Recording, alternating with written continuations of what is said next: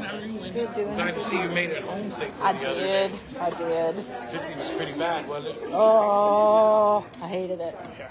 Oh my God, ice chunks and couldn't see. I'll never forget when I was 18, I lived in Lewisburg at the time. I'm from New York originally, so I went back to see my family and never paid attention to the weather. And Welcome to West Virginia. got up to like around Kingwood and all that up there. Or not Kingwood, Parkersburg. Hit this massive ice storm. So, 8-hour trip. 8-hour trip took me Somebody's 3 sitting days. there, Wendy. Oh, well, move it. You're so rude. I'm just telling you, somebody's sitting over there. I'm not going to steal their spot All right, I didn't see it. because I'm not that It's rude. like musical chairs. Greg, you know Bernice. I don't. She's I my haven't met her. neighbor. Your neighbor? My name's Yeah. Greg. I've been causing a little Facebook stir around. Truck driver.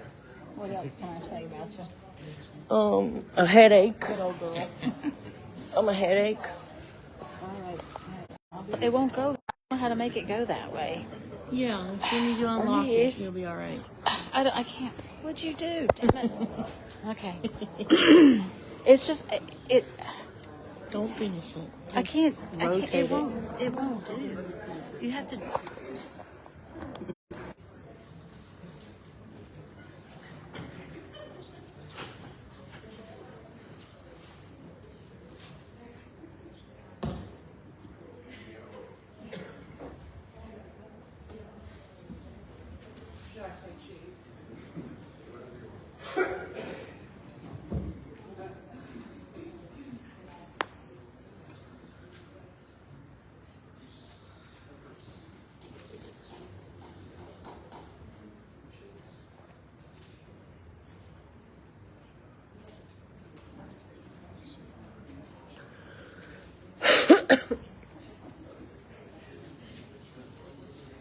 Hi, Miss Sharon.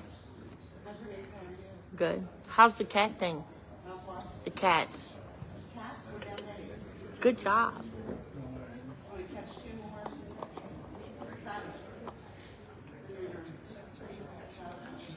You went from a lot to only 8. Holy shit. 90.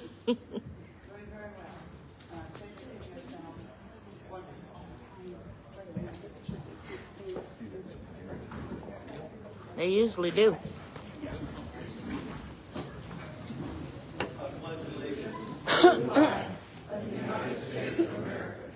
And to the republic.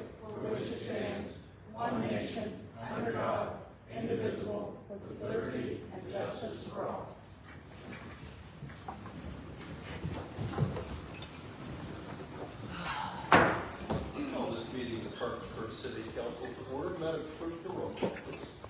Mr. McCravy, are you with us? Yes. Ms. Cool? Here. Yes, sir, I got you. Mr. Brown? Present. Ms. Tuck? Here. Mr. Huffman? Here. Mr. Rexroad? Here. Mr. Borkowski? Here. Mr. Moore? Here. Mr. Reynolds? Present. Looks like we've got minutes from the committee of the whole meeting, December 1. Do we have any minutes to approve from this 6th of December? I think it was, Madam? Not yet, sir. Not yet. Those will follow on January 6th. Say, do we need to approve the minutes for the committee of the whole on the 1st of December? Yes, please. Okay. Council, the minutes for that committee of the whole meeting have been distributed to you. Do you have any corrections or additions? Mr. President, Yes, sir, Mr. Rexford. move to adopt minutes or accept minutes. Second. We have a motion and a second to adopt the minutes. Do we have any questions from council on the minutes? Hearing none, Madam Clerk, the vote, please. Mr. McCravy? Yes. Ms. Cool? Yes. Mr. Brown? Yes. Ms. Tuck? Yes. Mr. Huffman? Yes. Mr. Rexroad? Yes. Mr. Borkowski? Yes. Mr. Moore? Yes. Mr. Reynolds? Yes. That brings us down to reports from standing or special committees. Do we have any reports? We had a finance meeting at 6:30 tonight, and we had a budget revision from the reallocation of $250,000 of stormwater back to capital reserve fund. else? Okay, hearing from none, brings us down to Madam Clerk. You can work your magic. That Yes, brings us sir. down to We will open the floor for nominations for President of City Council for 2026. Mr. President, yes, sir, Mr. Moore. I nominate Andrew Borkowski for president. Second. Okay. Do we have any other nominations for President of City Council for next year? Hearing none. Okay, I'll call the roll and you just say Mr. Volkowski. Mr. McCready? Ms. Poole? Mr. Burkowski, Mr. Brown? Mr. Burkowski. Ms. Tuck? Mr. Volkowski. Mr. Huffman? Borkowski. Mr. Rexroad? Mr. Borkowski. Mr. Mr. Borkowski? Borkowski. Mr. Moore? Mr. Borkowski. Mr. Reynolds? Mr. Borkowski, congratulations, Mr. Borkowski. Congratulations. Now to our Vice President, The floor is open for nominations. Mr. President, Mr. Moore. I want to nominate Sharon Cool.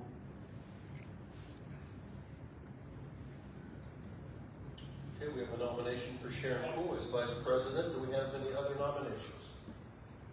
Was there a second? Didn't. Thank you. Okay. Hearing no other nominations for Vice President, Madam Clerk, to vote on that, please. Mr. McCready? Ms. Cool? Ms. Cole, Mr. Brown? Ms. Cool. Ms. Tuck? Ms. Cool. Mr. Huffman? Cool. Mr. Rexroad? Ms. Cool. Mr. Volkowski? Ms. Cool. Mr. Moore? Ms. Cool. Mr. Reynolds? Ms. Cole.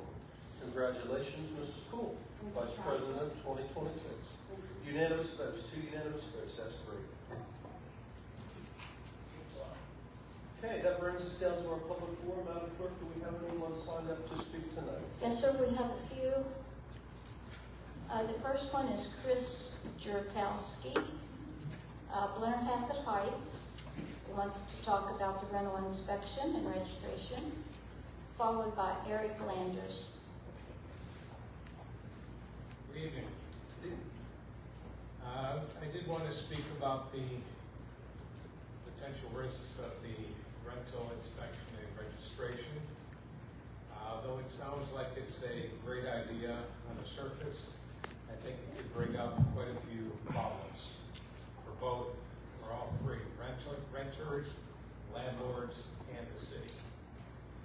The potential impact on renters would definitely cause an increase in rents, which the landlords would pass along the registration fee, inspection costs, and any required repairs. I believe it would cause a loss of affordable housing units.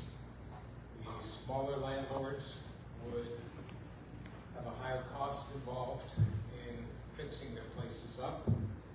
Just as an example, a lot of our homes are older here, and things like operable windows, which a lot of the older houses are painted shut, and if they all have to be operable, that would be quite an expense.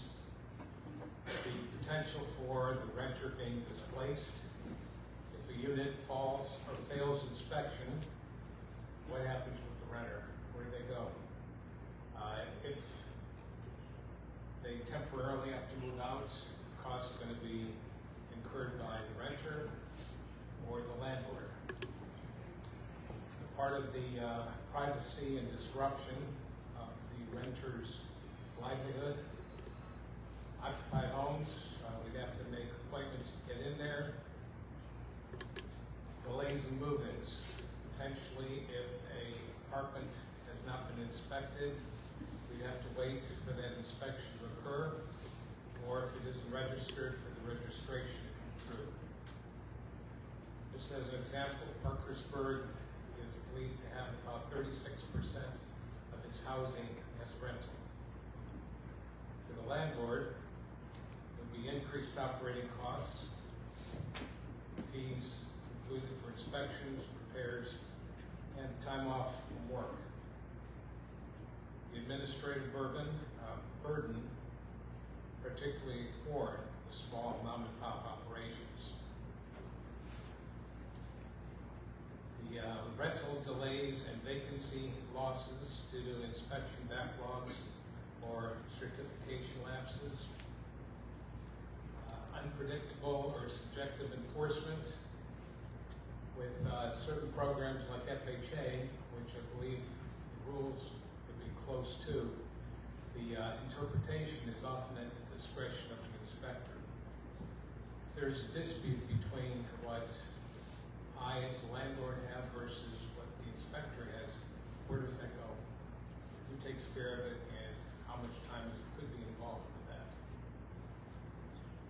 The cash flow challenges, when repairs are required, how long of a time period are we given to have these items corrected? And there has to be a point where the city committee say, well, the renter is going to have to move out and fix it. Once it's fixed, how long will it take for the reinspection to occur? And that could be a big loss of money for the landlord and also for the renter. With this increase of inspections in the rental units, I think we'll eliminate a lot of our lower prices. I know someone mentioned at the last meeting that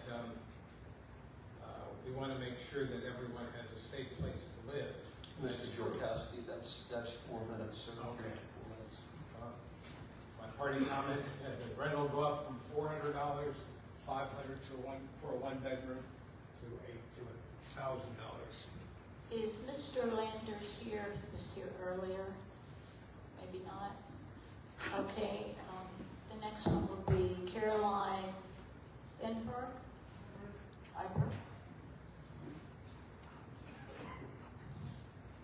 How do you say your last name? Iber. Iber. I'm Caroline Iber. I'm here to speak once again about the storm drain flooding issue in the area of 6th Avenue on South Side. When there are heavy rains, the properties around Myrtle and Olive Street and 6th Avenue become a quagmire and the basements flood. The nearest storm drain is about 8 inches higher than the surrounding ground, so it's unable to drain groundwater properly. There are 2 other storm drains along 6th Avenue. I raised this issue with the council in October, and President Mr. Reynolds told me the appropriate department was Public Works, and he would pass on my concerns. No response from Public Works to this or to my follow-up email to Mr. Shears. The residents in the area would like to have a drawing of the storm drains along 6th Avenue and possibly an inspection of the drains to see if we can determine where the problem might be and then begin to find a solution. I'll ask Mr. Shears, would you mind meeting with Mrs. Ibert and myself for a few minutes after the meeting? Thank you, ma'am. Thank you. Next, we have Sue Ellen Waybright, Division Street, and then Amanda Queen.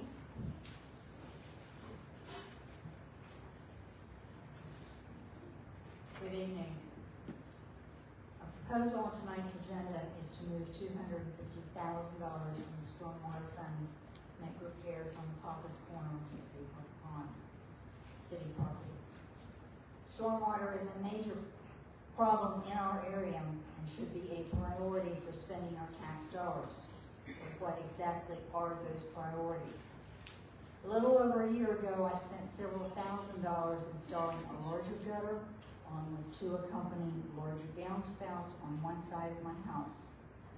I know that in at least 2 of the 5 flooding rains that we received during this past summer, the rain was so heavy running down my hillside street and so high that it covered my curbs. Covering my curbs meant covering my drains, making my water inaccessible to get out to the street. This put inches of water in my finished basement from inadequate drainage to the city. I consulted 2 experts. The only options they could give me to come up with was instead of draining the water directly into my neighbor's yard and consequently his basement. I'm not gonna do that. So I have to depend on adequate city storm drains to keep my basement dry. Hundreds of residents within or adjacent to the city suffered the same consequences of inadequate storm drainage from the rains in June, July, and August. Have we even had a stormwater committee meeting this year? It is well past time for the city administration to prioritize the budget to benefit what is in the best interest of the citizens of Parkersburg over the property owned by the city. It is our taxpayer dollars paying for these services and paying your salaries.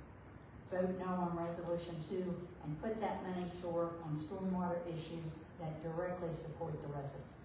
Thank you. Next, we have Amanda Queen, followed by Brian Hayden. Good evening, and thank you for allowing me this opportunity to speak this evening. My name is Amanda Queen, and I stand before you today as a single mother who has been navigating an incredibly challenging situation with my landlord. I hope to share my story not just as a plea for understanding, but as a call to action that highlights the urgent need for accountability in rental agreements and the protections we must extend vulnerable tenants like myself. As a single mom on disability, caring for my disabled child, I have always strived to provide a safe and stable environment for my son. However, what I have experienced with my landlord has turned our home into a place of distress rather than refuge. For months, I've endured an ongoing list of issues in my unit, starting with a gas leak, a roof leak, no heat, serious electrical issues, rodents and other pest problems, and new smoke detectors. Problems that my landlord has repeatedly failed to address or just blatantly ignored. These issues were not merely inconveniences. They posed a serious danger to my son's health and safety. In my efforts to secure a safe living environment, I was left with no choice but to involve code enforcement. And when I did, it led to several citations against my landlord for violations that should never have existed in the first place. It is heartbreaking to think that in my pursuit of a safe home, I have now found myself facing eviction. I have been given until noon on December 27th to vacate the unit. The irony is not lost on me, but that my decision to withhold rent, a last resort to urge my landlord to fulfill his obligations and responsibilities, has now severely affected my ability to find another place to live. With the eviction looming over my head, I have faced rejection from potential landlords who view my situation as a risk. The very act of standing up for my rights as a tenant has left me feeling vulnerable and exposed with nowhere to go. Just today, I experienced an incident that epitomizes the distress I have felt throughout this entire ordeal. While I was preparing to take my son and myself to our doctor's appointments, my landlord attempted to force his way into my home. He didn't give the legally required 24-hour notice. My son was terrified. I was trying to protect my son and ensure that we could leave safely for our appointments without further harassment and bullying from my landlord. After I left, the landlord took it upon himself to enter my home without my permission, disregarding my clear request for him to wait. It's not just a violation of my rights as a tenant, it is a clear invasion of my privacy and safety. I share this not to vilify my landlord, but to shed light on a broader issue that affects many in our community. Tenants, especially those who are most vulnerable, need to feel secure in their homes, free from intimidation and neglect. We need a system that not only holds landlords accountable, but also protects the tenants from retaliation when they exercise their rights. As members of the City Council, you have the power to advocate for changes that can make a difference in the lives of individuals like myself and my son. I urge you to consider measures to strengthen tenant protections, ensure that landlords are held accountable for maintaining safe living conditions, and provide support to families facing evictions. We need resources and programs that can assist families in crisis, allowing us to find stable, adequate housing without the fear of being punished for advocating for our basic rights. Together we can foster a community where all families have access to safe and secure homes where when a parent like myself has to face the threat of eviction for simply seeking a safe place for their child. Thank you for your time and consideration, and I sincerely pray that my story resonates with you and inspires action to protect the most vulnerable among us. Next, we have Brian Hayden.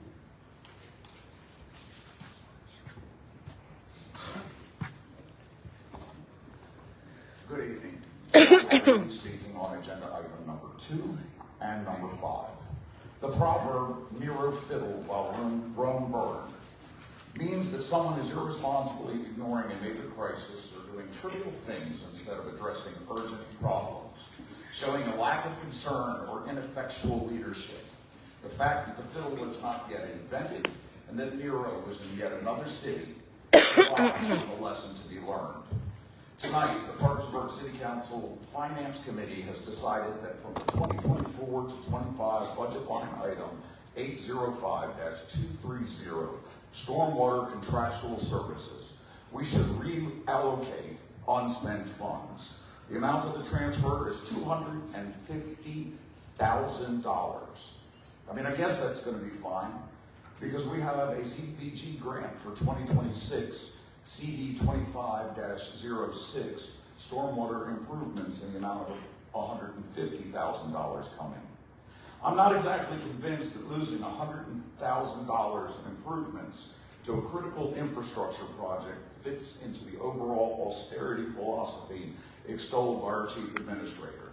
The fiscal year 25-29 5-year consolidated plan identifies a priority need for stormwater improvements, and that we should be eligible for a federal tax handout. There appears to be a trend of overestimating the costs and then finding creative ways of diverting the excess to vanity projects. The fishing hole at the city park is not flooding people's garages every storm, basements, or eroding the very streets that we drive in. The mayor in this chamber once stated he lacks the political clout to fix the extensive problem that is our failing stormwater system. Judging by this current request for the diversion of eligible funds and the future loss, I'm starting to suspect that it is not just political clout that is lacking.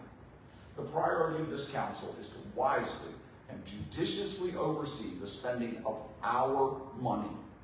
The foundations of our city are quite literally crumbling underneath of our roads. Pretty signs and fancy fishing holes are nice, but a stable and safe infrastructure needs to be a priority. Now, for item number 5. In a review of the City Council calendar, I am struck by the fact that some change to the codified ordinance was announced on August 19th of this year. The council met on August 12th and August 26th. Should the public be concerned that there was a meeting held on the 19th to which the public was not aware? A competently written ordinance should include correct and explicit information. If this ordinance refers to the adoption of Article 505.24, adopted on final reading August 12th, it should be cited correctly. If this refers to amending Ordinance 1350-06 from August 12th, it should be cited correctly. Several times this council has had to have been reminded that details matter when it comes to governance.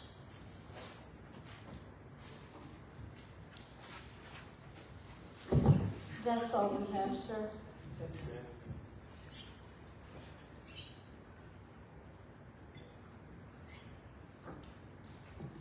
Mr. Hayden, over the past year, you have given council 22, in my opinion, narcissistic speeches.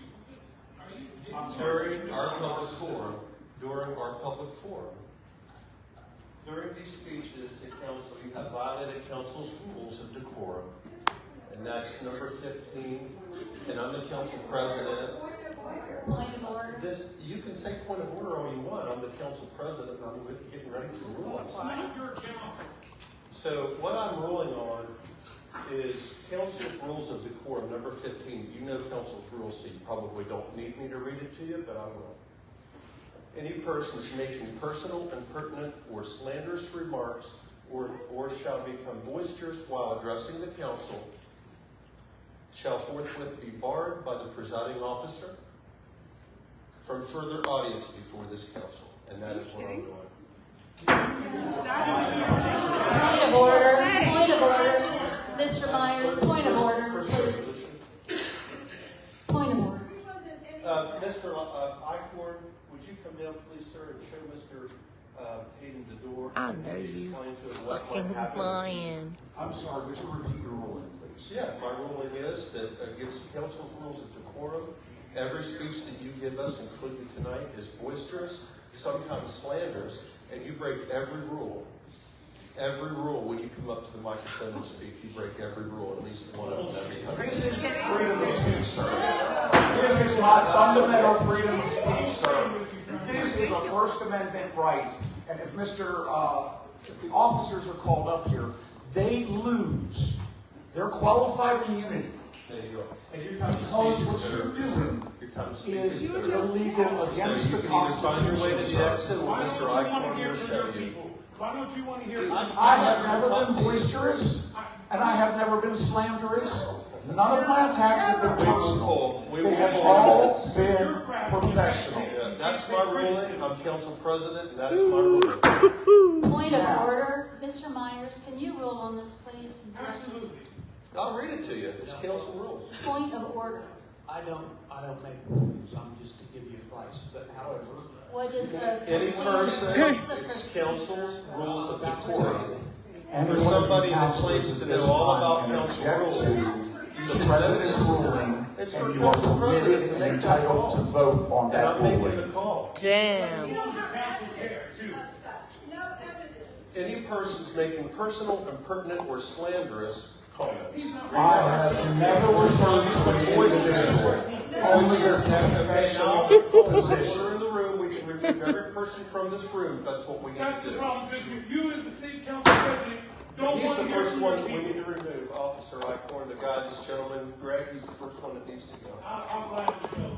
You're embarrassing to this city. Okay, all right. Mr. Myers, would you please talk about the procedure when there's a point of order called? What happens after there's a point of order called? Point of order may be raised to challenge the ruling of the chair on any issue in the council as a body. Do we vote Oh on yeah, that? he did. I think you can raise the point of order. And I think we vote on that at a later date. You can put it on the agenda and you can vote on allowing He had this Mr. Hayden to come back and approach and speak with this council. It's right here, I've done it right here. Well, I mean. I don't know why they have a lawyer if he can't say anything. Point of order is raised.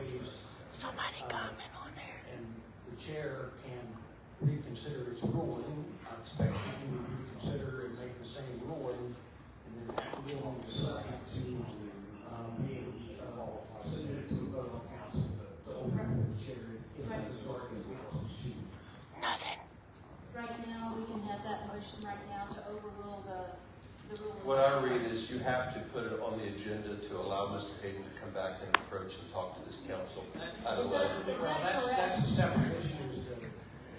Those separate. That's bullshit. I think the point of order can be raised and voted on during the meeting. Yes. Thank you. Okay, well, let's call for the vote, Madam Clerk, to allow Mr. Hayden to continue. Just a moment, Mr. Chair, and I'm sorry, Mr. Chairman, to interrupt. I think the point of order is with regard to the ruling, okay? I don't That's think Mr. bullshit. Hayden is involved directly in the ruling. The issue is, should the ruling of the chair be upheld? And that is the vote. I realize we're kind of overlapping. And I'm not sure if everybody on council is familiar with this, but I'll be glad to pass it along so everybody on council can read it. It's highlighted. There's a question on the floor to raise the point of order where the president has made a ruling. We get to decide whether we support his ruling. I believe that's correct. I believe that's He correct. speaks the truth. That's why they want him out of here. And that's procedurally how we always operate. The council as a body always rule on things. The president has the right to Yep. govern the meetings and make rulings as he has. He has that inherent right.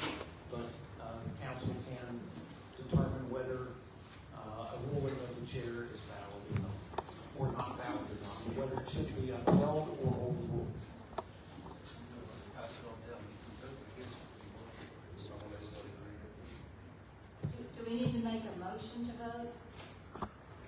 I would say if you've raised a point of order, Mr. Reynolds, is your ruling stand as you previously articulated? Yeah. All right, then I think the vote would be whether or not the ruling of the chair is upheld or not upheld. Madam Clerk, I think that would be the issue to submit to the council.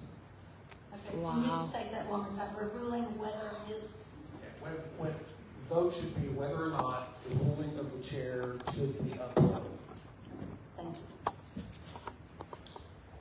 And it won't be up to me, because after this meeting, because we'll have the president. Okay, Madam Clerk, that is the vote is to the ruling of the chair to be upheld. If you're voting yes, I'm assuming you're voting to uphold the rule of the chair. If you're voting no, I agree that would be a reasonable way to construe the vote. No would be against. no if you're against the ruling of the He chair. speaks yes the if you're truth. in favor of the chair's ruling. Is there any discussion on this? Sure. Is there any discussion? Yeah, I think so.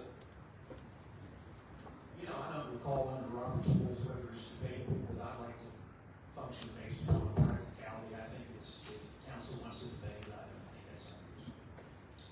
Any questions? I understand in the past that you, the accused, we refer to you as at this point, okay? Yeah, it's on.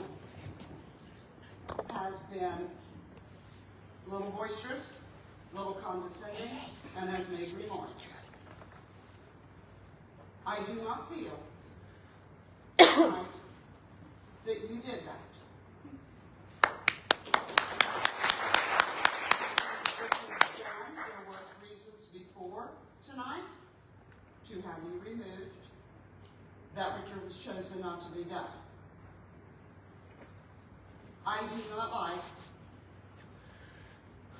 like this continuous animosity between council and the public. You're right, you have a freedom of speech. We have a right, because you have chosen 1, 2, 3, 4, 5, which one you're talking about. We have a right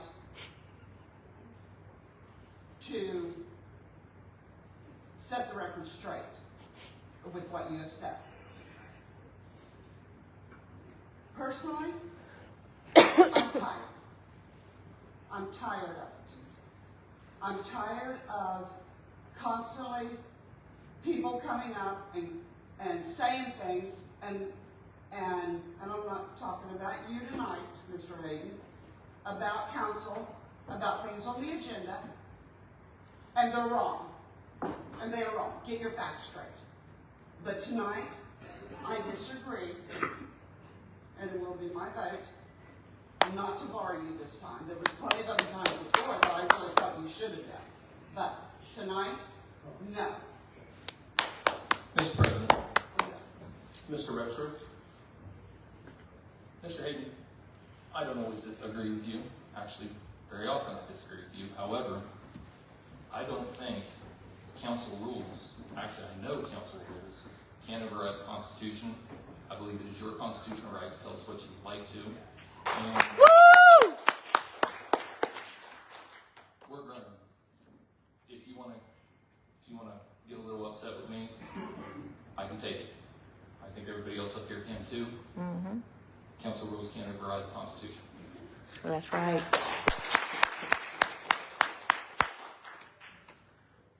Mr. President,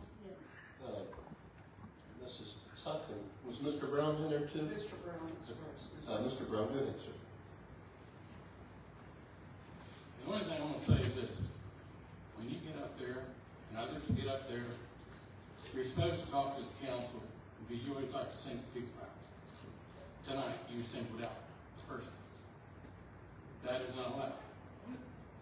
You can have the freedom of speech, but when you bring up the president, or the mayor, or any of the other councilmen, by name or by district, you have violated this, and that is what he is pulling on you tonight. You violated it. Mr. President, Mm-hmm. Yes, I would like to echo Mr. Rexford's sentiments that we took an oath to this Constitution. Every single veteran in this room has given their life or stood up for the right of our Constitution. We cannot That's right. sacrifice that no matter how tired we are, because you have the right, every single person has a right to address us. Other people have mentioned names, that is not an issue, but the Constitution is what we took an oath to.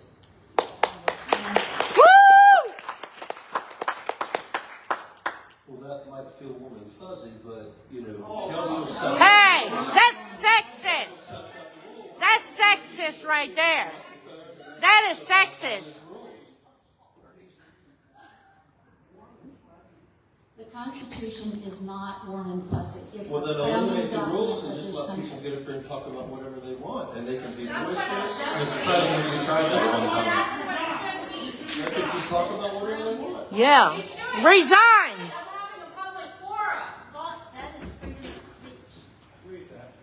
Yeah, it's in council's rules of decorum, you know. It's freedom of speech. I don't know. You do the ACL? You ask them. Slander is not covered under freedom of speech. You have no right to do that. So, I mean, this is just a way to let council vote on it. Let council vote on it, and if they want to continue hearing from Mr. Hayden, that's how they'll vote. If they don't, then he won't. Call for the question.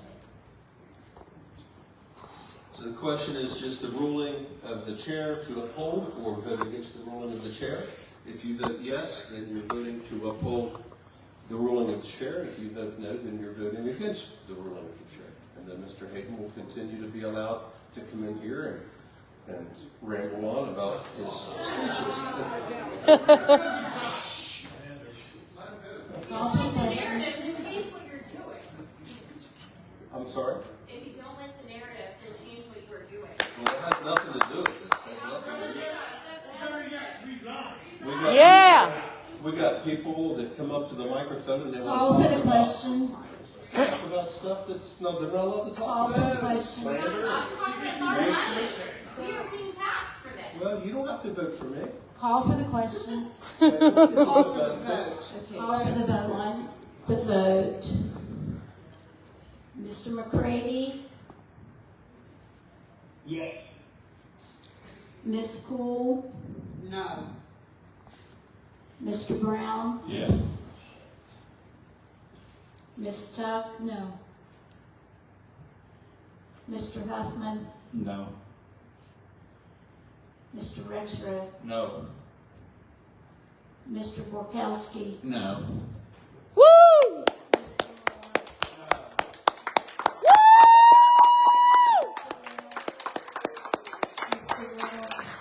Yes. Motion passes. Or fails. Woo! Thank you over an apology. Oh, yeah.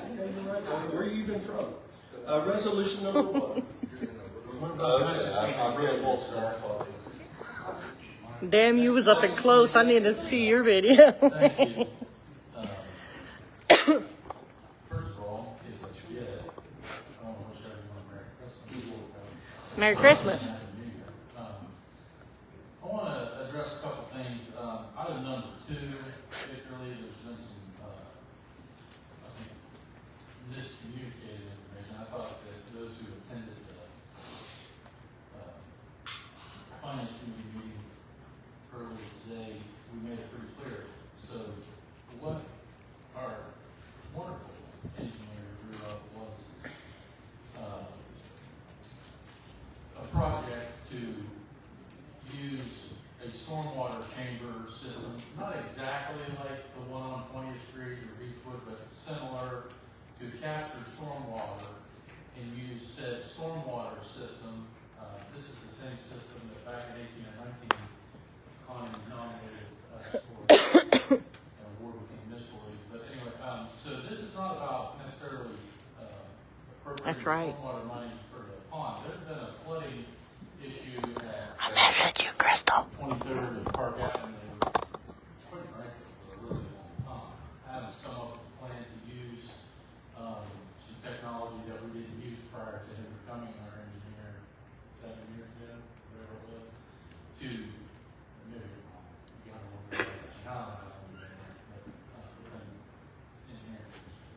So it's a stormwater project that just happens to be on a similar, he did it all as one job. So, this is not reallocating money from stormwater. It quite frankly would improve, that particular intersection, which is, I don't say it's the highest traffic, but it's high traffic. So Are you doing just wanna put in concerns that we're taking stormwater money and using it for the pond. It just so happens Adam came up with a pretty innovative plan to use stormwater, to supply the pond and, kind of, I'm gonna say, is rechannel the appropriate term, we'll pump it into the pond as needed to regulate the levels a little bit. So, I'm gonna put that, and then there was some comments made about how we doing so poorly with stormwater. And I was trying to find the budget, and quite frankly, my eyes don't work on my phone like it should. But the city of Parkersburg, the last, What's your name on TikTok? at least 9 years I've been here, has spent more money remedying stormwater failures, than I would charge any administration. I remember when my friend Jimmy Colombo was mayor, his first term, the city was spending about $50,000 a year on stormwater. We're well into seven figures almost every year. I don't want to make this about Adam, but Adam came up with the idea of lining existing stormwater systems, which, if you had to guess percentage-wise, half or a third of the cost of digging them up and replacing them. Yeah, probably a third of the cost. So, part of this job when it comes to the budget is to get as much value as we can. So, while the city of Parkersburg is always going to have stormwater problems, make no mistake about it. I was appointed to a committee to study this problem when I got elected to city council in 2003. At that time, I think we estimated it to be about $250 million. I mean, you weren't here then, but I'm sure that was over there. My point is, this is one of those that, is hugely, hugely expensive to remedy, and, I get told all the time I don't take credit. I'm proud of the work we've done with stormwater. There's always gonna be alleys that flood, I mean, some of these instances that are brought to our attention, you go out and look at it. I'm not an engineer, but if the house is here and the street is here, you're gonna have water to manage, So, I don't wanna make it personal, but we've got enough of that going on already. But, I just, I said, I'll echo what I said, my comments and some of Adam's comments with regards to this pond/stormwater. We've got a pond out there that was identified through kind of the Parks Advisory process 9 years ago now as an asset and resource, or a feature, an amenity, albeit largely visual, that was designated to be important. We wanted to preserve it, we wanted to keep it. Somebody made a comment at the finance committee, we've checked all the boxes in the park. We've replaced both of our swimming pools in our many parks. We're replacing the pavilion, which was, again, at the direction of that committee, was build something new, something better, something more useful. The band shell was identified, the fountain was identified as sacred. So we've been matriculating our way through this Parks Master Plan for 9 years. I don't want to say this is the last piece, but this is probably the last big ticket item. I don't know, maybe ever. I can't, who knows. But, so this wasn't just, hey, let's spend, all this money on the pond. This goes back to what I've tried to instill through my time in this job, which was pay as you go. We couldn't afford to do City Park Pool and Splash Pad and Southwood, so we saved for it. We got lucky with some ARPA money, first one to admit to that, which sped up the process. We got very fortunate with some brilliant legal work by, Mr. Myers, our previous city attorney, to get us access, Eric, to the fountain fund. Folks wanted to see the fountain. That fountain was identified as something people like, want to keep. This is kind of the same thing. So I encourage, number one, to be clear, it's a stormwater component that just happens to be on a similar contract with that. Quite frankly, you know, I probably don't say it enough. We're lucky to have an engineer who thinks outside the box, and his words, not mine, trying to kill two birds with one stone, which is to fix the stormwater problem for hundreds of residents in the vicinity of 23rd and Park Avenue, and at the same time, perform some maintenance on an amenity that was, I mean, folks wanted to keep the pond. They wanted it to make the pond prettier, better. So I encourage adoption of item number 2. With regards to the item number 3, you know, I think I made this comment to someone earlier today. With regard to this rental registration, I've been mayor 9 years. I served 2 terms on the city council. I cannot think of, and I did lay out for 4 years and wasn't really engaged in city business. I challenge you to find a more researched and deliberative piece of legislation, at least going back to 2003. Like I said, there may have been something in there in those 4 years I was out, but the planning committee, or the planning commission has an ordinance subcommittee. Ryan, help me out. Where's Ryan? Is he here? Ryan's here. So an ordinance subcommittee looked at it, and the full planning commission did. Had a public hearing on it. Referred it to the code review board. Myself and Ryan and Mr. Nestor and Chief Matthews. Vlad, did you participate in the public meeting we had? So we had another public meeting where folks came to that podium and asked questions, I don't know, 60, 90 minutes, Chief, something like that. So if you don't like the ordinance, that's fine. I mean, I get it. But to say we've got to go back, I mean, there's been a lot of work, starting with the planning commission subcommittee, the planning commission itself, to one for sure public hearing at the planning commission. The other was an opportunity where Andy here? Yeah. We invited landlords. We had some tough questions. Make no mistake, the young lady here today, and I don't like sending people out, but she made some good points with regards to the landlord-tenant agreement. And we've got an attorney over here, got an attorney friend back there. There are a lot of folks who unfortunately take advantage of people through some of these agreements. I would hate to think that someone would evict somebody because they were worried about them not providing safe, suitable housing.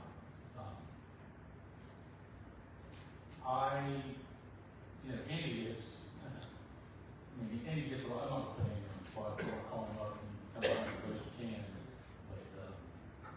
but I just think that there's been a lot of work going into this, and you know, if you're a landlord who's number one, and I don't know this gentleman who spoke, but been in this business, rental properties for a long time, all those costs eventually get passed on to the tenant.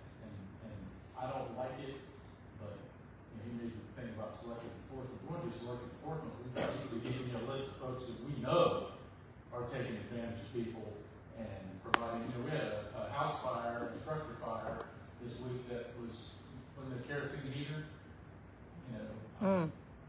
That's the kind of stuff that we're trying to mitigate. Let's say, if there's one person who has advocated for this, that if it doesn't pass the final reading tonight, just advocated for a tremendous amount of work, it's Mr. Nestor right there. I mean, we understand that.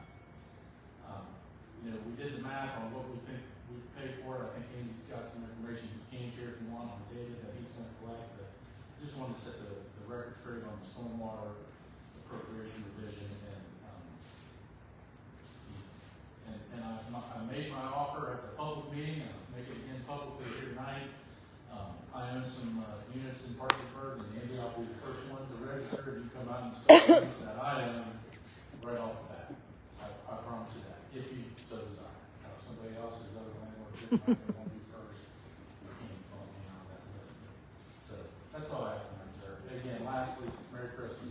Hey, you posting that shit on TikTok? Okay. I can't wait to see that. A resolution requesting a budget revision to cover expected costs of a position reclassification in the city attorney personnel department. That amount was about $1,300. Mr. President, Mrs. Cool? move for adoption of the resolution. Second. We have a motion and a second. Do we have any questions from council? Mr. President, Mrs. Cup?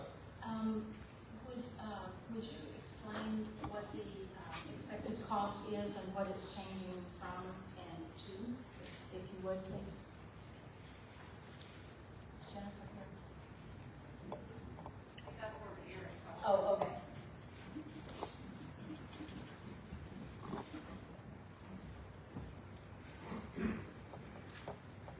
Didn't mean to make you get up, Eric, I'm sorry.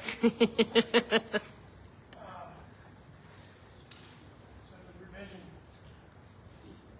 in your packet, I think it's labeled page 1, is for $1,336 total. Okay, now that is for 6.5 months left in this fiscal year. Includes the $1 an hour that the committee voted on, plus all of our taxes and benefits that are associated with that. Thank you. Yes. Also, if I can just clarify real quick. Sure. That position is paid out of 2 different departments, so you'll see it's from city attorney and then personnel department, so. Does that answer your question? Yes, I just wanted to.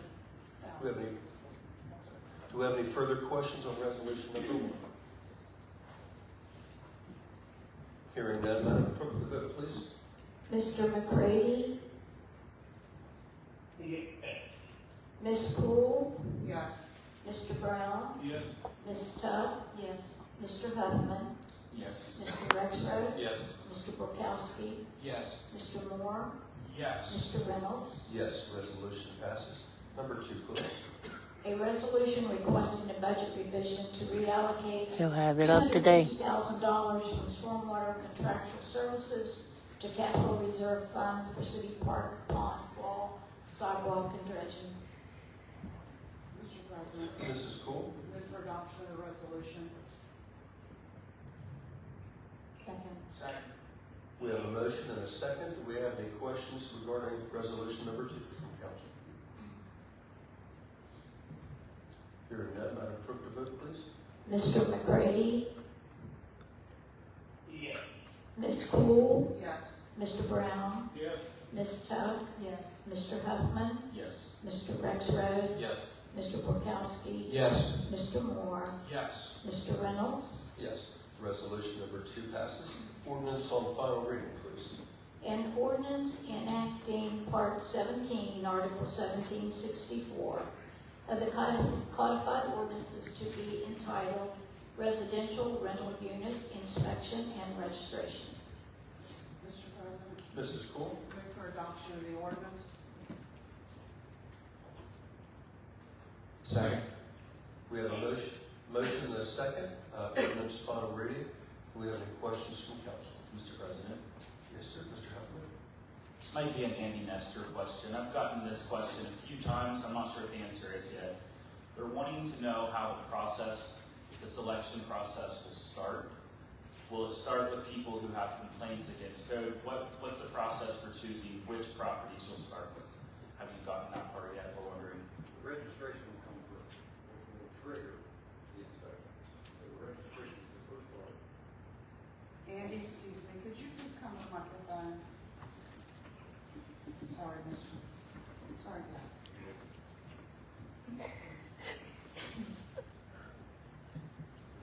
And I get, there's a lot of confusion on this, there's a lot of questions on it. I'm sure everybody up there has been filled with a bunch of questions, I've been filled with questions, so this is not something that's gonna start as soon as this adoption, whether it passes or fails. We're not gonna start with that. So the starting date for this is probably gonna be pushed out to July 1 for fiscal year. So that I gave all council members a copy of the actual checklist, which we can share with the landlords, so nobody's caught off guard.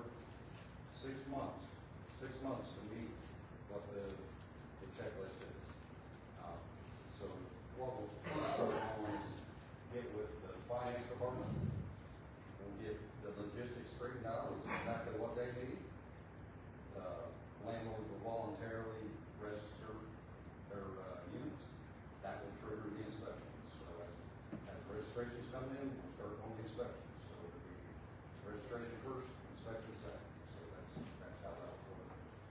Thank you. Mr. Brennan? Yes, sir. I have a question, Mr. Nestor. He brought up a good point. Say August 15th, person moves out. Am I gonna have to have that inspected before I bring in new renters? It's in the ordinance. Get inspected, don't get re-inspected for 24 months. Well, what I'm saying is it just, it starts July 1. My renter moves out August 15th. Am I allowed to rent that before it gets inspected to start with?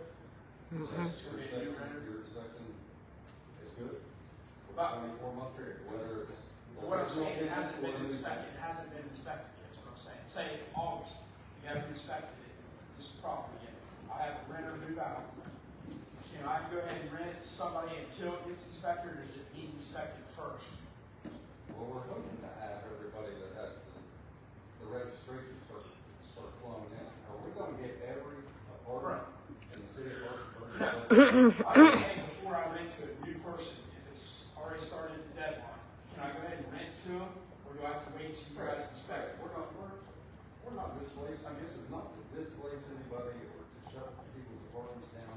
That is not the intent of this at all. The intent of this is to supply tenants with basic needs for a safe place to rent. That's all it is. I mean, this is just a basic checklist. Like if you guys look at the checklist, there's nothing on there. We adopted code. So we've already adopted these codes. This is not new codes that we just adopted and that now we're going to start. These codes have been in place. And the units do not have smoke detectors. They're already in pilots. We're giving you time to get them. The dogs. It's very watered down. She's very deaf. basic checklist. If you guys look at it, I think you'll understand. Mr. President, sorry. Did that answer your question about if you have a vacancy? Yeah, well, that's what. Well, a lot of renters have dogs. Let me I'm saying pipe in it's for a second. vacant. Okay. So I think what your question is, I haven't been inspected yet, and it's vacant. That's what I'm saying. You don't have to have an inspector to rent it, but once you have, the only time you gotta worry about folks not moving in or having the problems is you fail 3 times. if you fail 3 times, that pretty basic checklist, then you got a problem. So you can move somebody in without inspector, but you fail 3 Wendy's times. deaf. You don't have proper heat, you don't have hot water, She you don't have is. plumbing to all the appropriate fixtures, you got 7 people living in a basement with no windows, then you got a problem. So, I don't want, whether you have a tenant or not, has nothing to do with your inspection schedule. You'll get it, Because that gentleman right there asked if somebody moves out. you don't have to get re-inspected. The ordinance, I think, is crystal clear. You get inspected But I mean, every 24 months. what I'm saying, he hasn't been inspected. And what I'm saying is, the only time you gotta worry about when you're not allowed to have people is if you fail 3 times. And quite frankly, any landlord, and this may offend some people, but what the heck, that fails this basic inspection 3 times has got no business collecting rent from anybody. Amen. Because you're talking about basic, very basic life safety, health and sanitation kind of stuff. Mr. Moore, I don't think he's answered your question. Yeah, he answered it. But it hasn't been inspected. Because I believe the ordinance says you can't rent until your apartment has been inspected and registered. Okay, right there is registered. As long as you register the unit, we're not gonna hold you up. Any Right. Okay, all right, gotcha. Register the unit. Okay, that's, okay. Any other questions from council? Mr. President, Mrs. Stubbs? are you pretty sure it won't start until after the budget process, like January 1 is when you're expecting things to be ready to roll out? Let me answer that. Andy and I had a lot of conversations about that. Andy, correct me if I'm wrong. I think what Andy's telling me is, if there are indeed 3,000 units, he's not gonna have them all done next week. You know, somebody asked a question, where do you start? I would hope, well, we know where to start. I already promised it in front of God and everybody. But I would hope that those landlords who have run safe, and, you know, the heat works, and the water pipe, you know, there's water to every feature. I mean, like I said, look at the checklist, very basic stuff. I would hope those folks would say, okay, I'm gonna go ahead and register. Andy, when can you inspect me? I'm ready now. Tell me when. I'll let my tenants know.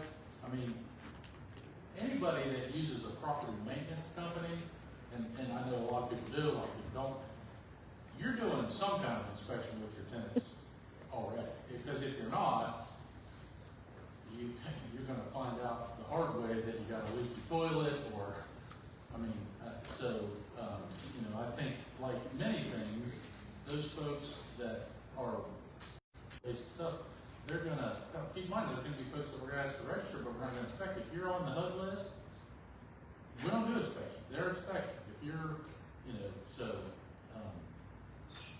I think what Andy's telling me is this is not something that if it passes today, that he's gonna be doing inspections the first week of January. There's, you know, and make no mistake, there will be landlords who just will not ever register until we probably know who some of them are. That's just the way it is. Thank you. Mr. President, I have one more question. Go ahead. Mayor mentioned that you had figured out the numbers. Like, do we think that the number of inspectors required to do this work will be paid for by the $25 registration per unit? And is that what you were referring to in terms of how the program will be funded? Well, like I said before, that'd be a question for Mr. Giles. That's why he's in the position he's at. But he's looked over the rough numbers, and we felt comfortable enough to present this and move forward with it. The actual number of what it's going to generate, I don't know. Can you tell me how many apartments are going to fail and be assessed a penalty? I don't know that number. That's a fictitious number. Hopefully Just nobody. the registration number to start with. And hopefully everybody registers, so we can, have the correct list of apartments. I don't think we'll ever be 100% compliant. I don't know of anybody that's ever implemented this in their municipalities that's 100% compliant with this, but it's a work in progress. I guess that was my thought about it, going through the budget process to make sure that we have enough money to pay for it. Because it may have to come out of general funds if it's not paid for by the registration. That's all a question with Eric. Yeah. Mr. Giles was one of the first ones that we brought this before, to even see if it was wiggle room, to even set the fees. I mean, everybody's ordinances around the state have a different fee schedule. I just want to make sure. Ours is one of the lowest ones because we felt that we could perform this ordinance with a $25 fee. There's one other thing, and I told Mr. Retro this before, and I think just to be clear with this, and somebody came to me today and gave me this idea, and I believe it's a good idea. I talked to Mr. Retro about this idea. If this would pass, and we would start this in July 1, that I come back as the code director and give a quarterly update. How many units we've got registered? How many units passed? How many units are compliant? How many of them failed? And just a quarterly update for at least the first year, so you guys are, informed on how this is progressing, how we're going, the money it's generating, all that. And so I would say, like me back every quarter with, if you want a rundown of exactly what's going on, I'll give it to you. Any other questions from council? Hearing none, Madam Clerk, can we get the vote, please? Mr. McCready? Yes. Ms. Poole? Yes. Mr. Brown? Yes. Ms. Tuck? Yes. Mr. Huffman? Yes. Mr. Rexroad? Yes. Mr. Borkowski? Yes. Mr. Moore? Yes. Mr. Reynolds? Yes. Ordinance on final reading passes. Number 4, please.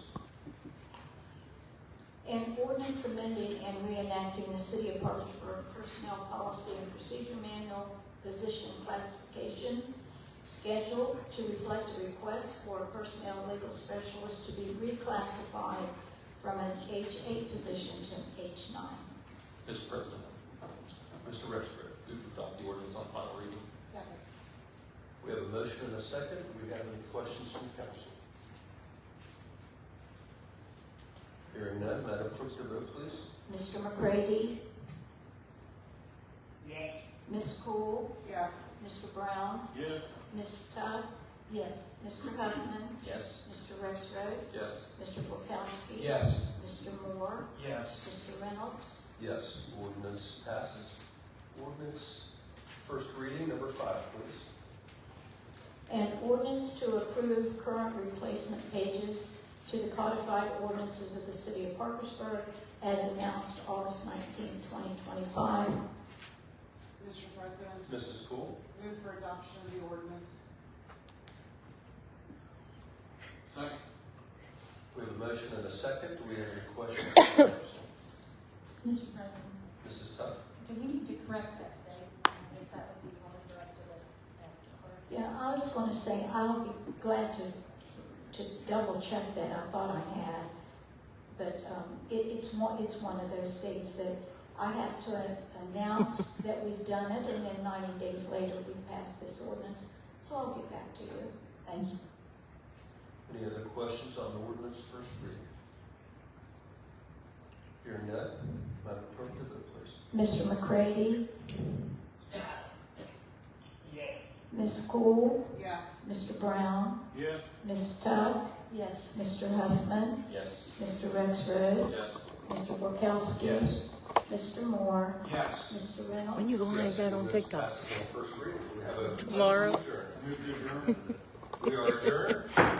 They're all asking on here. Who's that dude? Take your pictures. Say your name on your TikTok.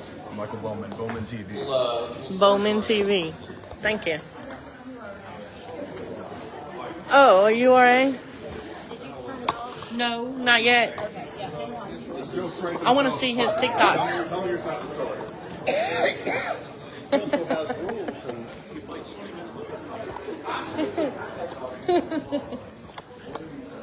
Whoa! I can't fucking sit up. Never fail. Hello, Councilman. Oh, look, they on the phone already.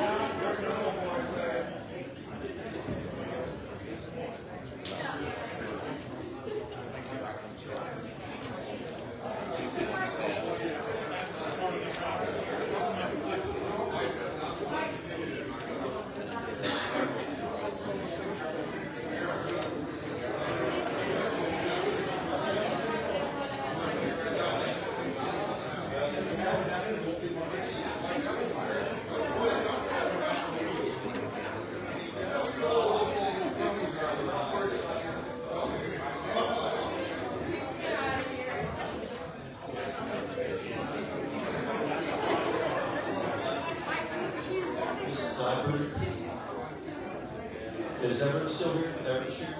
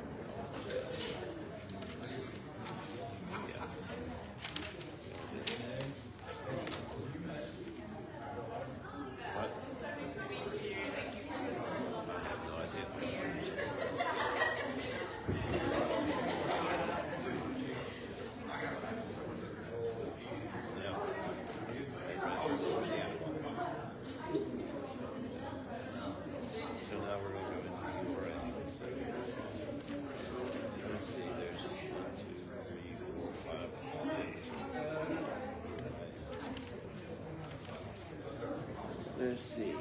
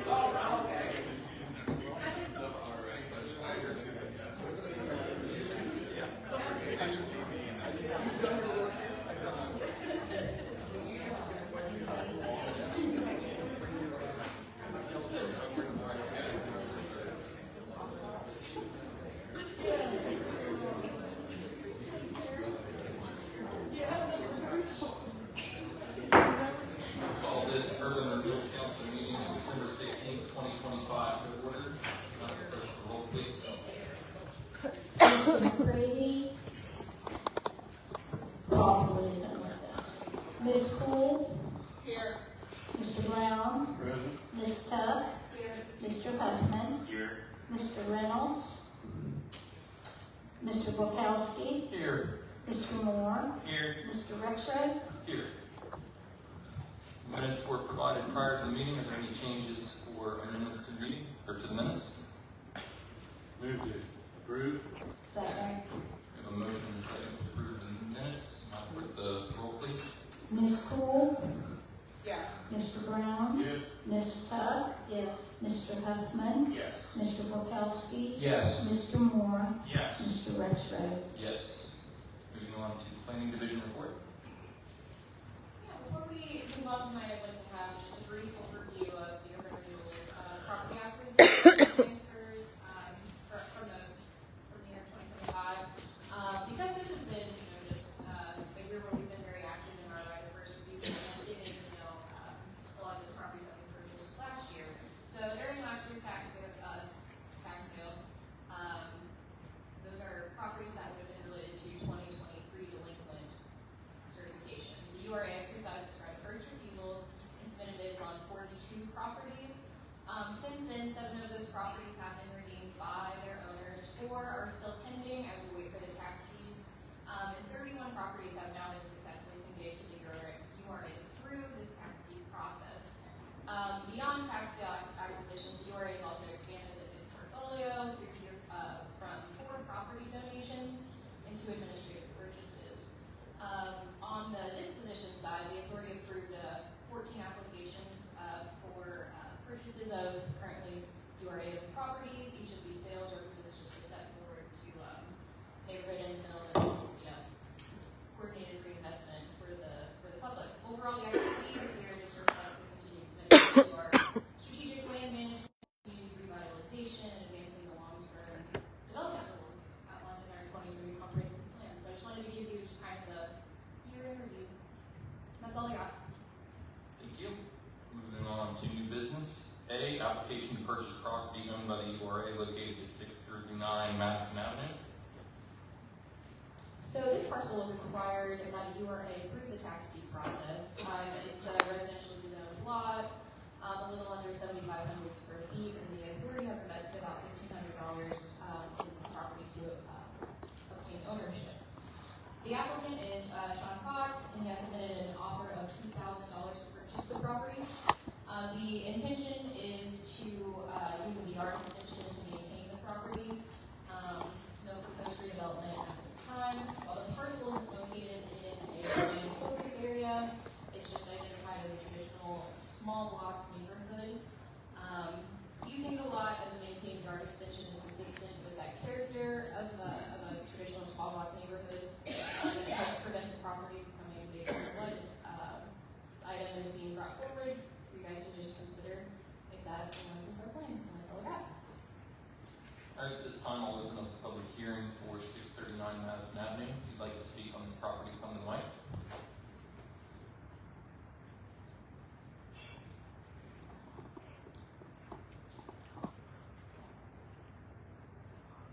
Hello, I'm Sean Cox. I'm a neighborhood resident. I grew up in Parkersburg. I grew up at 827 Swan Street. My mom has lived in that area pretty much all my life. I bought a house kind of close to her so that I could possibly take care of her as I got older. Then that yard at 632 Smithfield, where I live, and I also take care of the alleyway there behind Smithfield and Madison now for the past 5 to 6 years. The residents behind me, I've been mowing their yard as well. I have the means to go ahead and, keep that yard up, as well as the 637 Madison Avenue. So I have the means, and I just want to go ahead and maintain it. I'm kind of tired of homeless and vagrants, migrating in around that area. So I just assumed to go ahead and, have it myself. That way I can go ahead and maintain it, put a fence around it. I don't really know what the future holds. I would probably like to go ahead and maybe fence it in. I've been told by my girlfriend I'm probably gonna have another house, especially if I keep criticizing her cooking. So, just for future reference, that's about all they got for you. So, Any questions for him? Yes, Mr. Chair. Mrs. Cole? Have you been maintaining this property all along? yes, ma'am. And you don't have any plans of building anything, or you're just gonna fence it in? I was planning on fencing it in. As of right now, there's a structure right there that I recently had all the trees removed that were growing inside of it. I recently just bought that structure probably about a year ago. I paid about $1,300 to go ahead and have all those trees removed. Anyway, as of right now, I haven't really done anything lately with that. I've been tearing down the structure every other weekend when I have time off work. So, Unless she kicks you out. It might be one of those to live in. yeah. Mr. Chair, I'd like to make a motion.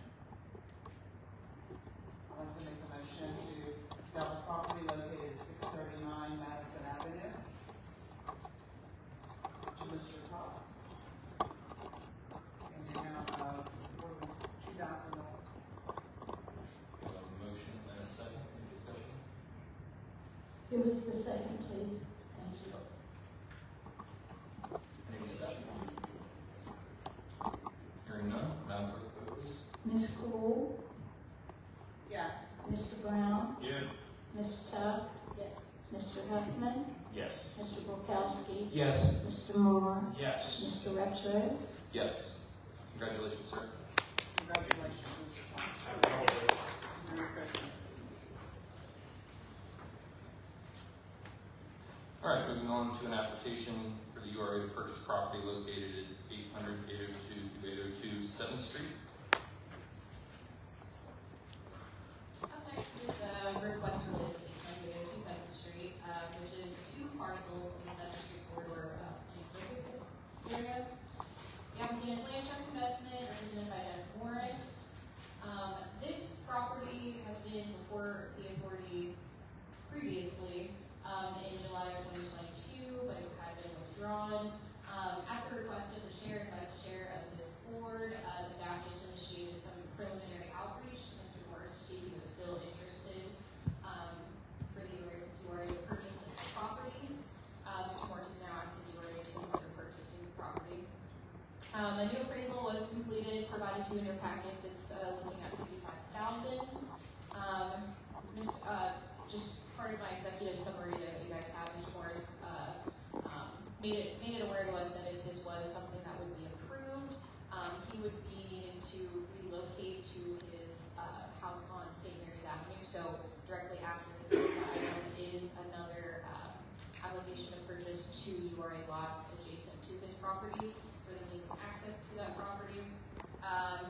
So we'll look at those next. As mentioned, the property is located within that 7th Street corridor planning focus area. It's just identified as a key gateway to the downtown area. So we just want to encourage reinvestment here, adaptive reuse, corridor appropriate design, appropriate for mixed use, appropriate residential development. And this item just is being presented for your consideration in line with the appraisal and all the information provided. That completes my report. We'll move on to a public hearing for 800, 802 7th Street. If you'd like to speak on this property, come to the mic.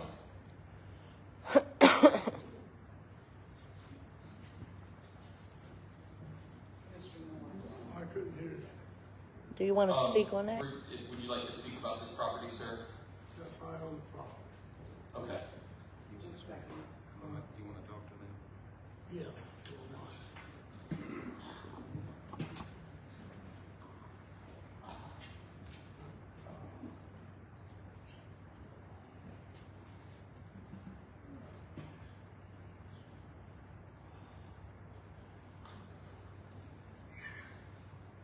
Yeah, I can hardly hear you back there.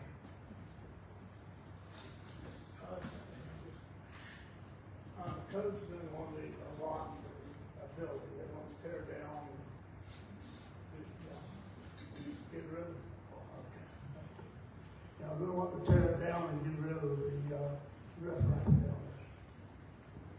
And I'm not tearing for it because I've got a unit time, but I know I'm gonna have problems down the line, and see, I can't get around and take care of it. That's all. Thank you, And sir. while I'm up here, I'm up to buy a couple pieces of property on St. Mary's Avenue. That's just because I own a house next door to it. Okay. Thank you, sir. Anyone else on this property? Hearing none, we'll close public hearing for this and move on to discussion. Mr. Chair, Ms. Cole? call Mr. Nestor, please.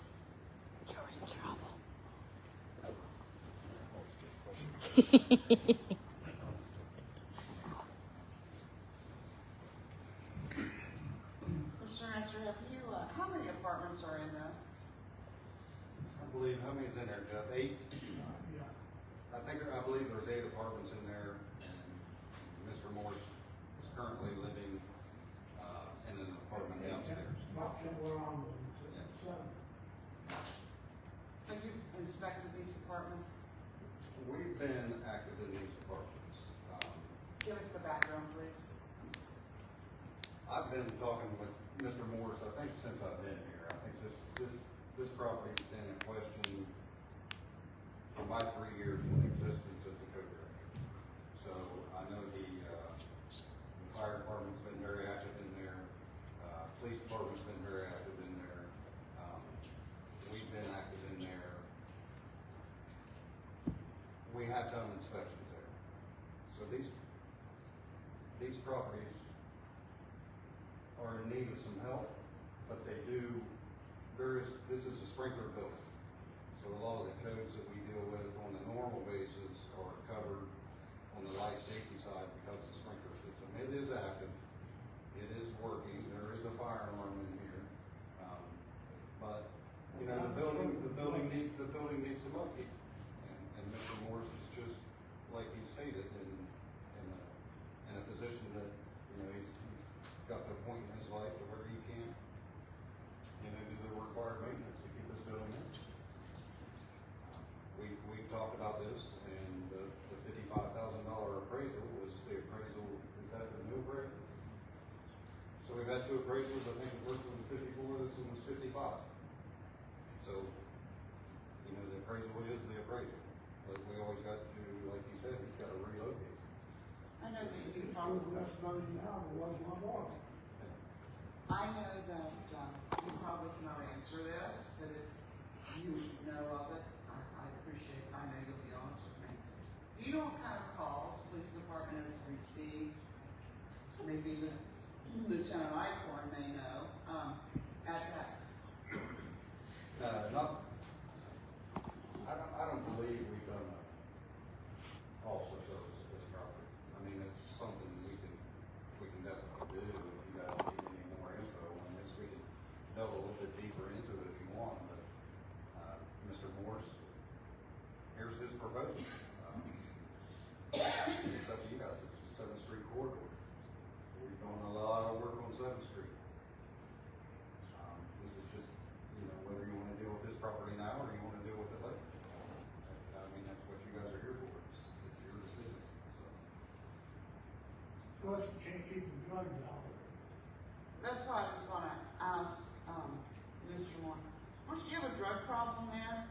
Definitely do. Is that why the PD is there? Pardon? Is that why the police department is called? Yeah. Is because of drugs? Have you had any overdoses there? Do you have prostitution there? No. My homeless people kick the doors in. Come in there, I locked the door downstairs, they kick it in, going in. I can't seem to do anything about it. How many tenants do you have living there? I know you have 8 apartments. How many people? Well, I had them all ready. Once it got out and I was coming down here, I've got, 1 tenant paying me rent and 3 more living there for free. Oh, hell no. You realize if URA decides to purchase this property, those tenants need to be evicted before this deal would go through. Believe me, if we work out something tonight, I'll get that alarm thing. Thank you. What's the process? You just can't kick them out. Ms. Tuck? Andy, could you tell us, how many code citations the building has had, and has it ever been on the BDA list? No, it has never been on the DEA list. We never went that direction. We've been in discussions with purchasing this building for, I know, at least the last 14 months. We have been there, and I've been called in this location many times. And my determination, sprinkler work, fire alarms work. They had a way in, they had 2 ways in, 2 ways out. So the basic, if we were to inspect this today with the ordinance that just passed, you know, it's got all the necessities to be a habitable structure. I mean, the problem is not with the structure, it's with the people that's there. Mm-hmm. Now, without any more upkeep, we're just kicking the can down the road on this building because at some point, the roof, a lot of the plumbing, a lot of the electrical is gonna have to be updated in some time. And Mr. Morris is proposing this because he's not gonna have the means to upkeep this building.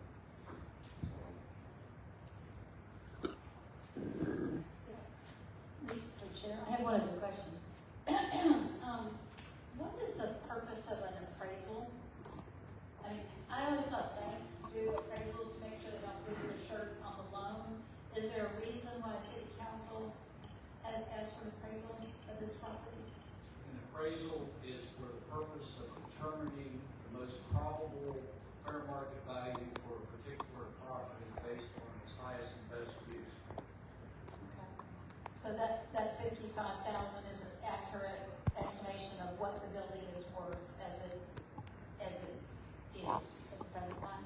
In the opinion of the appraiser, or appraisers, in this case, would be more than one appraiser. That's correct. Is there any reason why we would not accept the appraised value for this house, for this structure? That's not us accepting it, would be the buyer. The buyer's choice to accept the appraisal? Okay. Mr. Chair, may I answer that? Ms. Tuck, may I answer that? Sure. I mean, it's subject to. I'm gonna give you an example. When we bought the hotel on 7th Street, 139 calls a week for service from the police department, not including how many times fire department was there. There was prostitution going on there. There was drugs going on there. There was overdoses going on there. There was child molestation and rape going on there. There was a lot going on there. We paid more than the appraised value of that place because we wanted to rid our city of that, okay? So, They just moved to a different this is area. what I do, and I can only speak for what I do. They appraised for 54,000, but there's drugs. He says there's no overdoses. We don't have a call for service, so we don't know exactly how many calls we did have. So you have to weigh, to me, you have to weigh what is best. I go back to this every time. What is best for the city of Parkersburg? What is best for the citizens of Parkersburg? And what is best for the safety of Parkersburg? If we did, I'm not saying we're going to, if we would buy this, okay, then are we better off getting rid of a place like that? And have you seen it? Have you walked around it? Okay, you know, okay? Getting rid of that and putting that property, we're trying to make 7th Street look better, remember? And we're doing a great job. So if we buy that property, we gotta think, okay, what business can we get? What business can the Wood County Development Authority put that on the market for to get them to come here and build. Now, granted, there's other places right there in that area that need to be removed, the ABC store and all this stuff, okay? I don't look at it as the appraised value versus the purchase price. I look at it as what is best for our community, and is this something that is going to help our community? Yes, we take a lot of guff when we pay more, okay, than what the appraised value is. My money would take that if I voted for this. Believe. Go ahead. Thank you.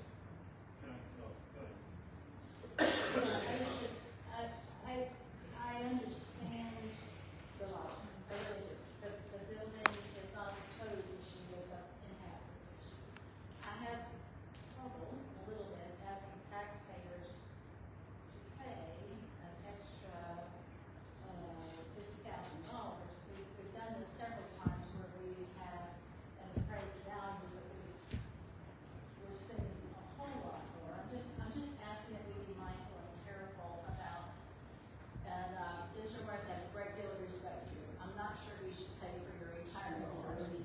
I understand that. For years, 7th Street's got a bad name. It does. Yeah. But if you turn around and get a deal like we just got down there at Arby's, get a franchise in there and change that whole Yep. area.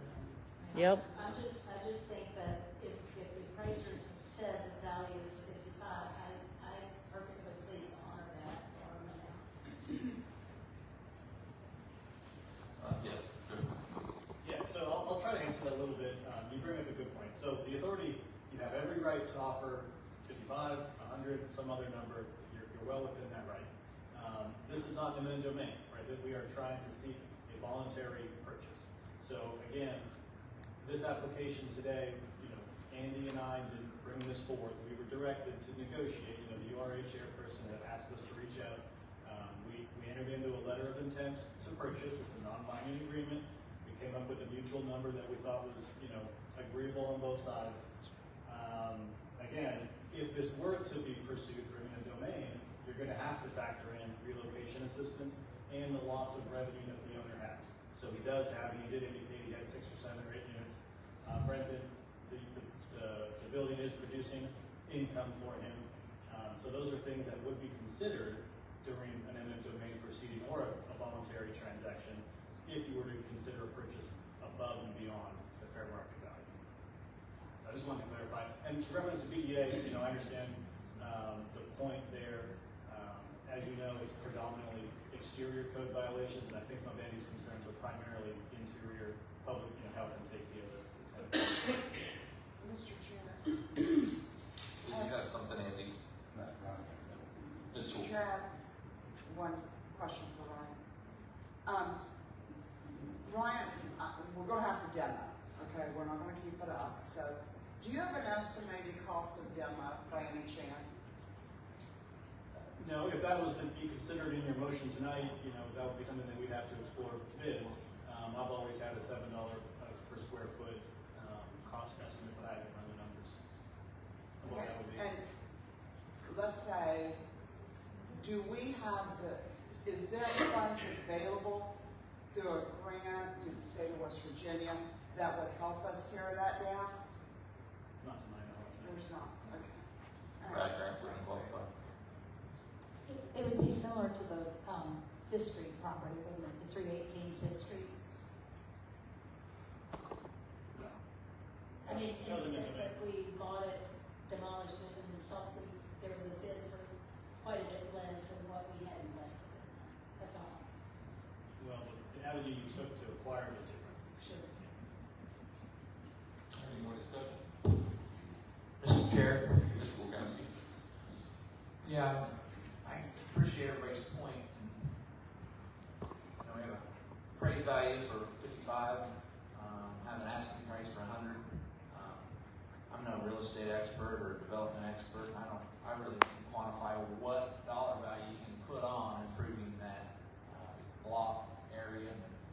I appreciate the fact that it's taxpayer money and how do we navigate this. I really think it's a home run to be able to purchase this, but at what price? And just going to go and throw this out there. That's why I've been a big proponent component of reconfiguring this board. And maybe we can do that in the future, because I think if we had a different configuration, right, we want to navigate and do some development above and beyond what my capabilities are. And I said it before and I'll say it again, I'll be the first one to volunteer my seat if it is reconfigured. But and just my heart of hearts, I think, you know, timing's everything. I mean, I don't know what price it is. I'm leaning towards voting for it, just to be able to have it and do something with it. That's all I have. Mr. Chair, I have one more. It's cool. This URA is not qualified. I'm saying, this URA, as a committee, is not qualified to say, oh, if we buy this, you know, we're gonna be able to build this, X, Y, Z on it, you know, and we're gonna be able, you know, to, we know we can better 7th Street by just demolishing it. That's why, unfortunately, at this point in time, we have to go by our feelings on it and what's best for the city of Parkersburg. So, at this time, if it's okay for me to make a motion on that. Let's wait and see, make sure nobody else wants to speak on the property version before we have any motions. Mr. Chair, I have one more question. We have a fair market, we have an appraisal on the property that he wants to sell at city. Did we get a fair market appraisal on the land that he wants to buy from the city? That's probably owned by the URA. It's already owned, so we don't need that, right? Right. Was there anyone else from the public who would like to speak on this property? All right, hearing none, now we'll close that and move on to the actual discussion. If you have a motion, Mr. Wolf. Thank you, Mr. Chair. I would like to make a motion to purchase the property at 800 to 802 7th Street in the amount of $100,000 to remove slum and blight for what we are working on on the 7th Street corridor to fulfill what our goals are for that area. We have a motion, we have a second. Second. We have a motion and a second. Any discussion? Mr. Barber. If we're successful in transferring the deed, would you like us to maintain and secure the building, market the building? What would you like us to do after ownership? I'm sorry, Ryan. What would you like us to do after ownership transfers? Well, first of all, I also, I need to amend my motion, if I may. We have a second. She can make an amendment now. Yeah, more. I'll take it back. I would like to make the motion to purchase the property at 800 to 802 7th Street in the amount of $100,000 to remove slum and blight, to continue the plan that we have for 7th Street under the condition that this sale does not go through until all tenants are evicted. And we have proof that they are evicted, and that code goes in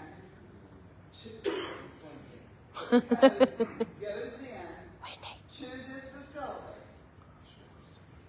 and clears it for the sale.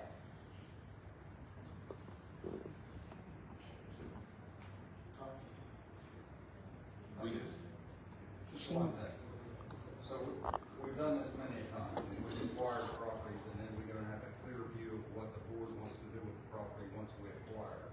So we've always had to bring it back and then vote again. So And what we have to- Ryan's saying is, what, if we acquire this property, what is your intentions at this time? Do we market it?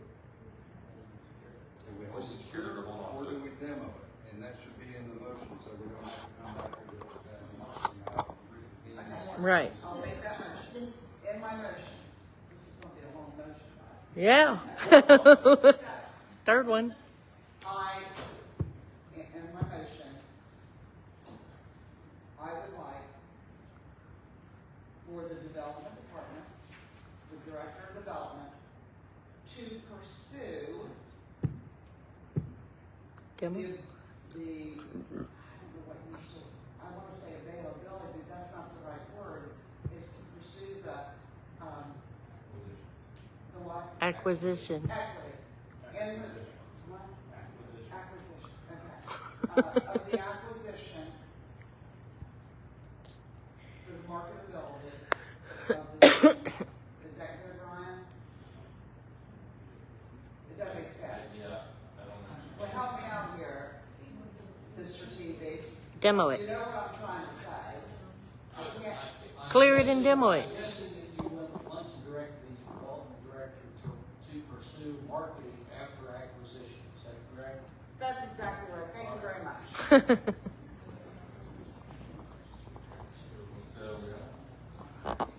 You got a second? Second. All right. So we have a motion and a second. Ms. Connie, can you repeat? Can you say what you just said first so we know what we're voting on? Poor Miss Connie. Wendy. To purchase 802 7th Street for $100,000 to remove slum and blight, to fulfill the goal for that area, under the condition that the sale does not go through until the tenants are evicted and code goes in and clears the sale, and to pursue marketing after acquisition. Is that all one? That's it. Think I got it. All right, we have a motion and a second. Any discussion on that? Mr. Chair. I would agree. I think considering, especially since it does have the functioning sprinkler system, we were told, right? You could definitely do something with the building that puts it that much closer. It's not a lost cause. Anyone else? Madam, Mr. Chair, Mr. Woodhouse. can I make an amendment to her motion? That was the first motion, right? Yeah. Okay, I'd like to make an amendment to the motion to offer the appraised value for the property. I didn't hear you. I want to make a motion, amend Ms. Cool's original motion, and offer the appraised values for the property. So everything $55,000. Everything stays, except the price changes to the appraised value. To 55,000. Correct. So we have a motion. Do we have a second? Second. I think I understand what you're saying. Everything that she said. Fairmont, to sell it, to buy it at fair market value. Correct. Under her amendment. Okay. Conditions. So we have a motion and a second. We're confused. To amend, Madam Clerk, a vote on the amendment, please. And that is 55,000, correct? Yeah. Okay. You made a motion, you made several, but you took this back, and then what you made was technically your first, right? Okay, so he had an amendment on that, so we vote on the amendment first. I would like Mr. Nestor, because he can't hear what we just did, and explain it to him before we, Give it a second. you don't care. Yeah, I decline the lower offer. He declines the lower offer. So we still need to vote on the amendment. Vote on the 55,000.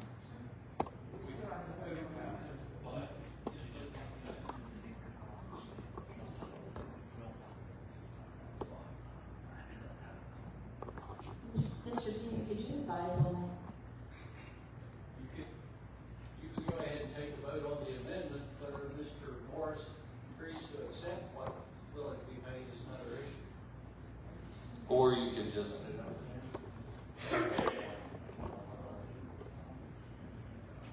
Okay, yeah, we do need to vote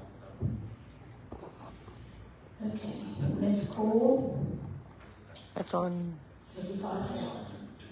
This is 55,000. Correct. I'm gonna say no. Mr. Brown, Yes.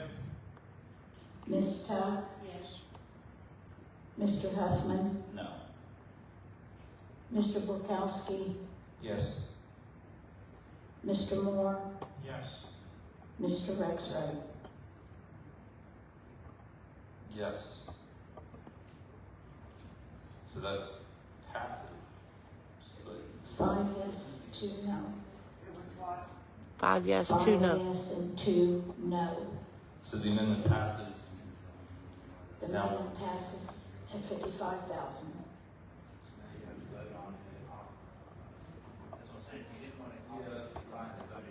So I guess now we'll vote as amended. It's amended to 55,000. Okay. I have a question. This is on the, Yeah. Mr. King.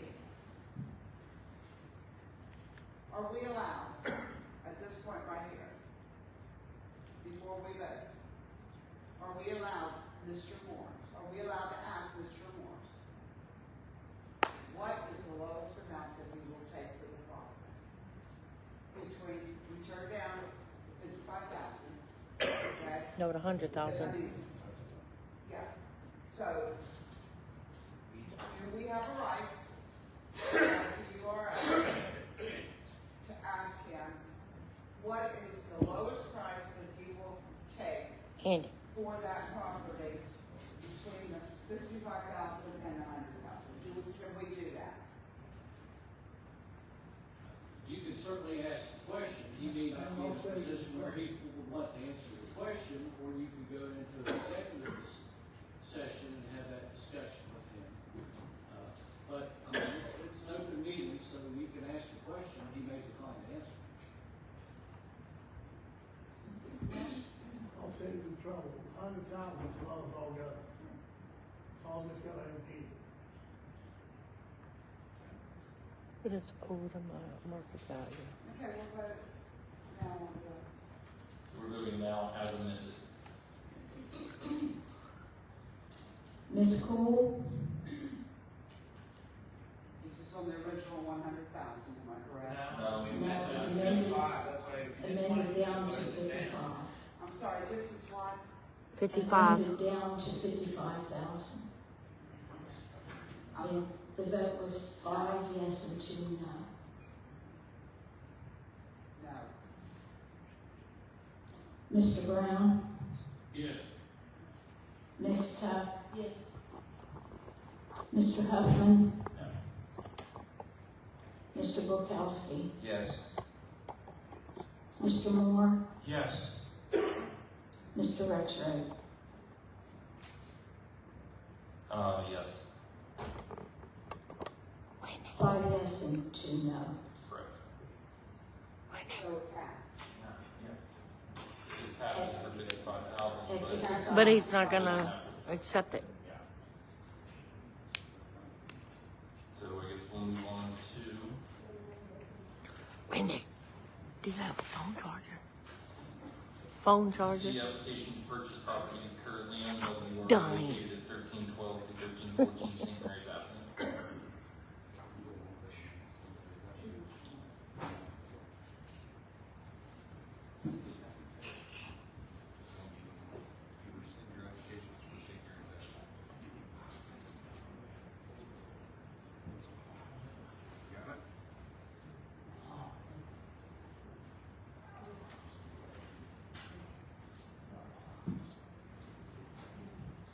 I think he's in trouble, but I'm gonna decline the 55, and I'm gonna pass on the Watson St. Mary's Avenue. At this point, we'll move to D. Look at you, Andy, helping out, brother. Property located at 915 26th Street. Look at you helping out, brother. That's right. Up next, we have an item concerning previously owned URA property at 915 26th Street. I'll get a hold of it. This was sold